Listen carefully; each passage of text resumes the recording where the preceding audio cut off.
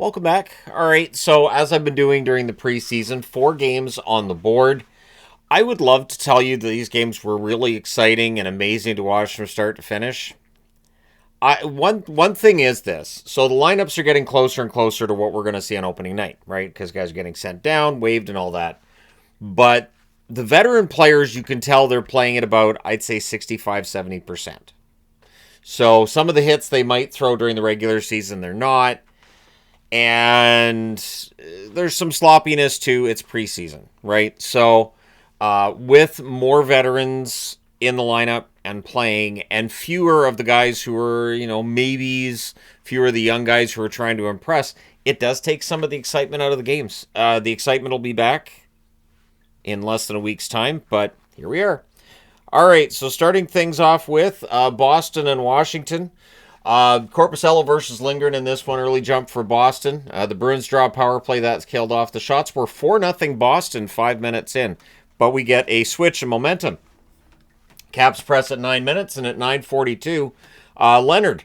He buries a net feed in close. Chychrun and Lapierre with the assist. So Ryan Leonard, a lot of eyes are going to be on him and what he's able to do in Washington this year. He's had a good preseason. Rempel has a wrister that's held by Korpisalo. Caps were in control after the slow start. Milano with a near miss on a 3-on-2 rush. We get a power play for the Capitals. That's killed off. Then there's a post from Miroshnichenko on a rush. The Caps press in the final minute. It's 1-0 Washington after 1. Second period, there's an early power play for Washington. That's killed off. Boston then draws a power play. That's killed off as well. Shots are 6-4 for Boston at 6.5 minutes. The teams trade rushes, which means they're trading turnovers as well. Hitting's picking up halfway through. The Caps tripling Boston in scoring chances at this point in the game. Poitras to Steves, near miss for Boston. Faravari then has a wrister that's held as the Capitals get some pressure. And then Lindgren kind of has a bit of an oops. Doesn't hold on to the puck. And so Tufte, I should say, puts one in. Soderstrom and Callahan with the assists at 16-16. So Victor Soderstrom trying to make the team. Tufte, of course, would like to make the team as well. It's tied at 1. Caps look to respond, but in the final minute, Boston scores again. Harrison puts one in off Iorio's skate. It was reviewed. It was decided it was a good goal. The assist to Brown and Harris at 19 minutes and 11 seconds. So 2-1 for Boston. Third period. Things get pushed in a hole by Korpisalo. The Caps emerge from that with a power play. That's killed off. 1 shot on net. Shots are 4-2 Washington at 5 minutes. We get some good forechecking by Boston, but we get a power play for the Capitals. That's killed off. Miroshnichenko's denied and close. Lysell is then denied with 2 minutes left. The goalie pull happens with 1.5 minutes left, and Harrison gets the second goal of the game, this one into the empty net. Brown with the assist at 18:46. There's a bunch of punching with a hold by Korpisalo, and the Bruins emerge from that with a power play. So in the end, Boston wins this one 3-1. These teams will play again, of course, in the regular season. I expect a very different game then. Ovechkin did play. He played about 20 minutes. Obviously, it's not a regular season game, so that I can't grade how a guy plays. Shots on net, 16-5 Washington in the first, 13-9 Boston in the second, 10-9 Boston in the third. Final shots, 34-28 for the Capitals. Power plays, Boston 0 for 3, Washington 0 for 4. The hits, 29-25 Washington. Korpisalo, 33 saves on 34 shots. Lindgren saved 25 out of 27. He had a pretty good game. He did have the oops that led to the Tufte goal, but it's preseason. And that's the thing. Like, I can't really say, oh, this guy didn't play well tonight when it's a veteran. They already know they have a job on the team. They already know they're going to make it. Like, Ovechkin could have skated in the wrong direction the entire game. They'd be like, well, that was weird. But he's still making the team because he's Alex Ovechkin. All right, next up, Detroit and Toronto. Talbot versus Stolarz in this one. Seider has a slot shot that's blocked. We get some pressure from the wings, but we get a power play for Toronto. And 6 seconds into it, Austin Matthews hits the net. Nyes and Tavares with the assists at 2:08. So we're barely over 2 minutes into the game, and it's 1-0 for the Leafs. The Leafs then look for another. McMahon has a net drive chance that's kicked aside. Kasper's denied from the slot. Stolarz holds there. Stolarz had a fantastic game. DeBrincat has a net feed that's picked off. Kopp's denied. The Wings are building some momentum. They just can't solve Stolarz. The Leafs draw a power play. That was unsuccessful. With 1 second left in that power play, it becomes 4-on-4. So everything gets killed off there, and then Nyes, after the power play of Detroit is done, he goes in alone and he's denied by Talbot. Talbot wasn't busy, but he was very good when he had the chances. We get a power, or things get pushed in a hole by Stolars. That becomes 4-on-4.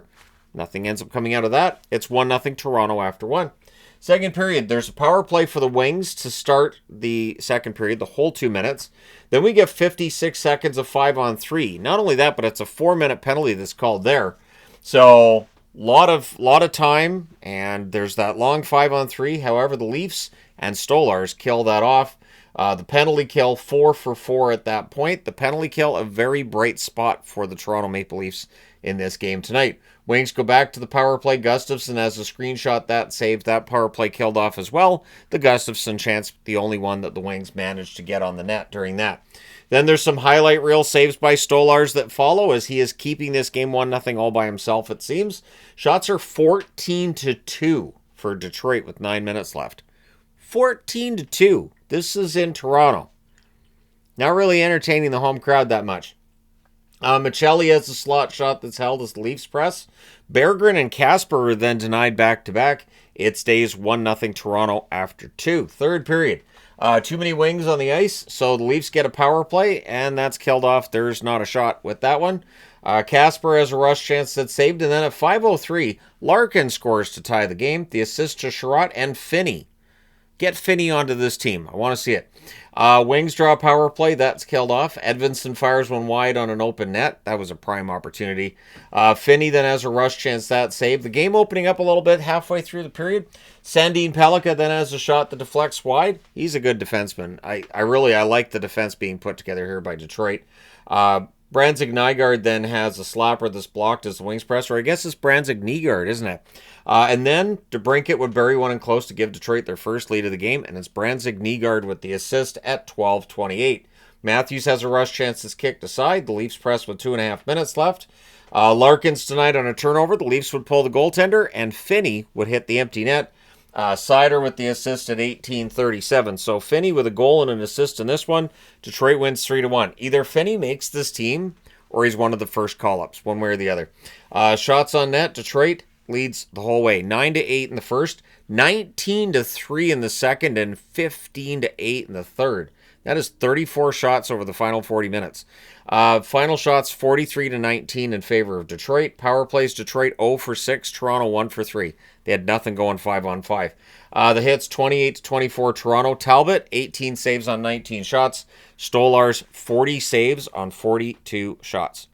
All right, next up, New Jersey and the Rangers. So Markstrom versus Quick in this one. Early Devils press are kept to the outside, and that was really a big part of the story tonight, was just how often teams were kept to the outside, and they weren't getting much in the way of shots. Teams trade rushes and turnovers, but the shots are only one apiece 5 minutes in, and that rate, it kind of stays that way. Devils press at 7.5 minutes, but the Rangers block. We're getting control by the Rangers, or the Devils, I should say. They're controlling the offensive zone, but it's still scoreless. So when we talk about zone time, and it's something I don't really talk about very much in reviews, especially during the regular season, that's part of the reason why, because zone time's nice, but if you're not getting the shots on the net, yeah, they'll give you the outside all night because you're not going to score from there. Edstrom can't bury one in close as the Rangers get some pressure. Shots are only 3-2 in favor of New Jersey with 5 minutes left. And yet, one of those shots had to have been taken off the board because we have a goal before the period's done. Devils press with 4 minutes left, and it's 16:58 on a rush. Cotter scores. He scores from Griciuk.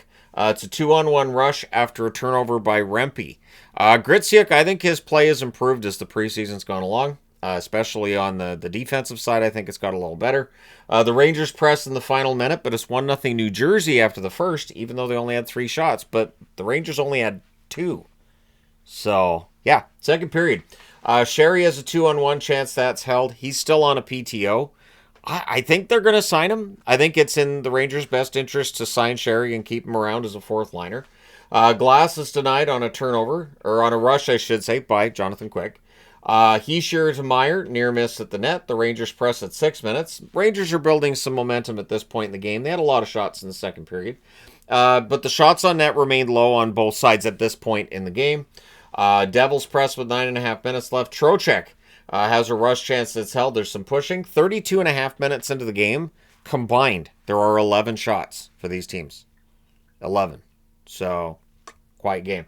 Gavrikov has a screenshot that's held, and then at 13:30, it is Edstrom who ties the game at 1. It is an unassisted goal for Edstrom. Rangers then press for the lead. We get a power play for New York. That's killed off. It's 1-1 after 2. Third period. Teams trade early rushes. Pesce was not on the bench for the Devils. Pretty sure he didn't play any of the third period. We'll see what his status is. I'm sure held out for abundance of caution. Devils end up drawing a power play not too long after, and at 2:44, Palat. He tips one in for the lead. Hamilton and Nemitz with the assists. Nemitz played a good game tonight.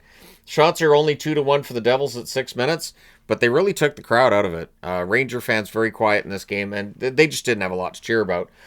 Devils press at 9 minutes. Connor Brown hits a crossbar and goes out on that one too. Devils press with 7.5 minutes left. Parson into Perreault near miss at the Devils net. Laba with a rush, that's blocked. He's looked good, and I wanted to put that on the board because I've seen Laba, I think, 3 different games of the Rangers I've watched now.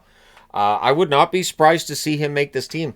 Lafreniere's robbed on a 2-on-1. We get pushing after that as the puck was held. Goalie pull-ups with 2:15 left. We then get 2 minutes of 4-on-4, which helps because then it's 5-on-4 instead of 6-on-5.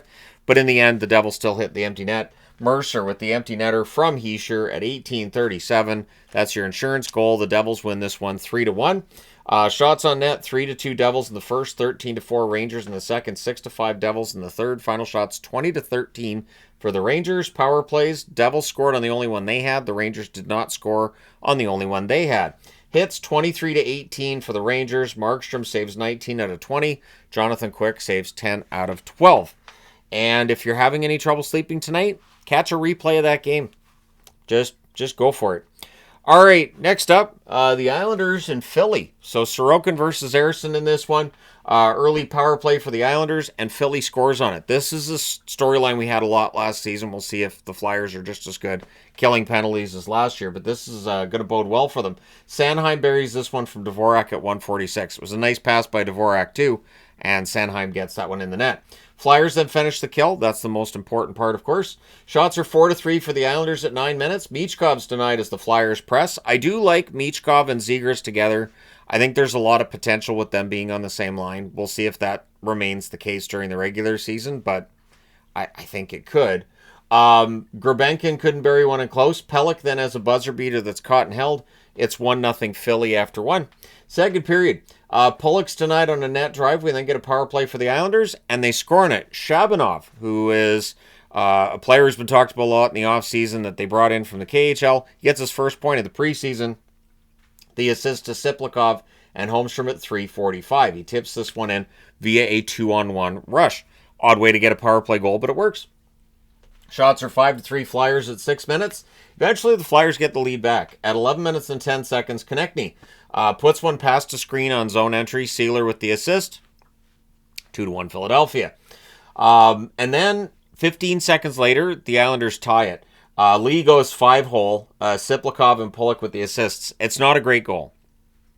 Gotta say, the angle from the side, I was thinking, well, maybe there was a screen. I didn't see a screen from that angle, so it's just one of those things that you want to just say it's preseason, it's fine, but you want Eriksson to, of course, clean that up once the games matter starting next Tuesday. We get a power play for the Islanders. That's killed off. The Flyers then get a power play, and the Islanders return the favor. They score a shorthanded goal during that power play. Pelech on a 2-on-0. Pajot with the assist. That's at 17-12. So some sloppy power play work there by the Flyers, but they make up for it a little bit by scoring a power play marker afterwards at 18:05. Noah Cates burying one from the side of the net. The assist of Forster and York. So after 2 periods of play, the score is 3-3. Third period, near miss for Dvorak in close. The Flyers press at 4 minutes. Brink has a net drive that's defended. He does not get to the net. Romanov has a screenshot that's held. Couturier couldn't bury one in close. Zegras' net feed is then picked off by the Islanders. Shots are only 4-2 in favor of the Islanders with 6.5 minutes left. So kind of a quiet game at this stage. Sealer has a screenshot that's saved. And then at 17:06, Heineman goes 5-hole on a fast break. The assist to Duclair and Barzell, making it 4-3 in favor of the Islanders. The goalie pull happens with 1 minute and 40 seconds left. The Flyers, though, are unable to tie it. The Islanders win this one 4-3. Shots on net, 9-6 Philly, or 9-6 Islanders, I should say, in the first. 12-9 Islanders in the second. Both teams had 6 shots in the third. The final shot's 27-21 in favor of the Islanders. Power plays, the Islanders 1 for 3. Philadelphia 1 for 1. The hits 26-22 in favor of the Islanders. Sorokin 18 saves on 21 shots. Ersson 23 saves on 27 shots. I will be very happy next Tuesday when we're into regular season games.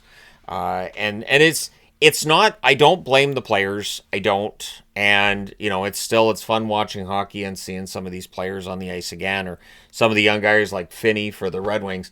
But it is a much tougher watch than the regular season is. And of course, the Stanley Cup playoffs are just on a whole other level. So the preseason is sort of that warming things up for the regular season as is.